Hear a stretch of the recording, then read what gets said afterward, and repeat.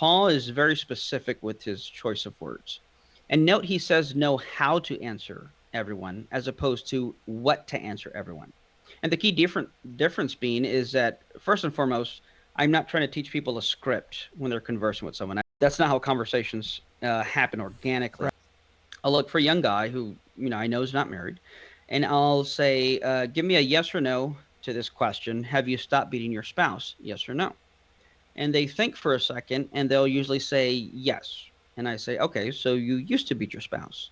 And then they think for another second and say, "Okay, well, no, my answer is no." I say, "Oh, so you still are beating your spouse?" And then they look really confused. And this is where I lean in and say, "Hey, are you married?" And they say, "No, I'm not." And then I respond, "Well, why didn't you just tell me that to begin with?" There are two hidden assumptions behind my question. One, the person's married, and two, that they're beating their spouse. But note that if these assumptions are false assumptions and they don't apply to me, then in this situation, it's important not to give a direct answer to the question, but instead to question the question Right. and say something like perhaps, well, why would you assume that I, and you fill in the blank. So again, the whole idea behind this quote unquote lazy approach is when I see people doing too much too fast or wasting time with non essential issues. So we want to keep the main thing the main thing.